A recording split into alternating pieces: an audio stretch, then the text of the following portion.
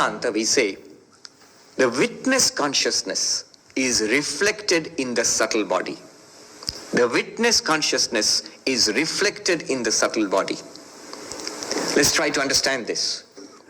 When I say the ultimate seer is consciousness, immediately what we think is, yeah, I get it. I am conscious right now. I am aware. I am sentient. We all are. Right now we feel consciousness within ourselves. So is that the witness self? Is that Atman? Is that Brahman? Is that the ultimate reality which Vedanta speaks about? That consciousness which we all feel right now, that we are conscious beings? Vedanta says, actually not so. The consciousness that we feel right now, this awareness in the mind which we feel now, is a reflection of the witness consciousness, is a reflection of the real, the pure consciousness. The pure consciousness, we don't have a notion about it now. What we have right now is this reflected consciousness. The word used in Sanskrit is chit chaya. Literally it means the shadow or reflection of consciousness. Chit, consciousness, chaya, reflection or shadow. It's a bit like this. At night, we don't see the sun. We don't see sunlight, but in one sense we do. Because it's the sunlight reflected from the moon which illumines the world. When you see the world shining in moonlight, basically what's happening is that the sun shines on the moon and the moon reflects that sunlight to earth, and with that reflected light we see the world at night. This is exactly what is happening. Pure consciousness, we don't seem to understand what is meant by that. We understand what the world is. We understand what the body is. We understand what the mind is. We even understand what is meant by consciousness in the mind. So far, so good. But what is this pure consciousness they're talking about? Just like the sun at night, it's not visible, but its effects are visible. Because of that consciousness, because of that pure consciousness, the Atman, our minds are lit up. If we look inside, we feel, we are aware, we are thinking, we are feeling, we are trying to understand. We see, we hear. Our minds are lit up.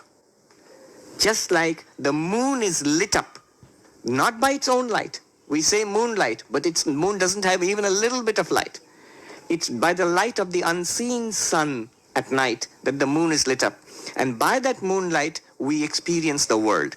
In the same way, it is by the light of the Atman, of pure consciousness, the witness. I use these words synonymously. The witness, Sakshi, Atman, self, Brahman. Now, exactly like that, the mind has the capacity, being very fine. Mind has the capacity to reflect consciousness and then use that consciousness. For what? For exactly this. For seeing, for hearing, for smelling, tasting, touching, for thinking, for all our conscious experiences. Right now, we are sitting and listening. If I ask you, are you aware? You ask yourself, am I aware?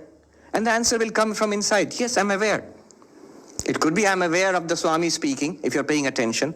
It could be I'm aware of how long is this going to last, if you're not paying so much attention. It could be that I'm aware of my dream, if you're completely out of it and sleeping. If you're dropping off to sleep, you are in your dream world, but you are aware. That awareness is what is called reflected consciousness or reflected awareness.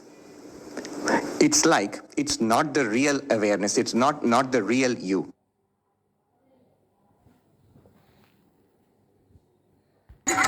Delivering to India's doorstep in 10 minutes.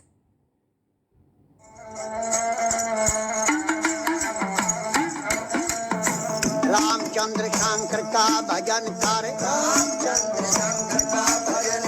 Shiv के भजन कर पार्वती कह लगे शंकर बोले और खोज पलक palm देखे नाथ जी आजो cherry बैठे रहो न रटो राम के नाम तुम्हें बोले पार्वती शब्द सुनावे हे शंकर बोले लहरी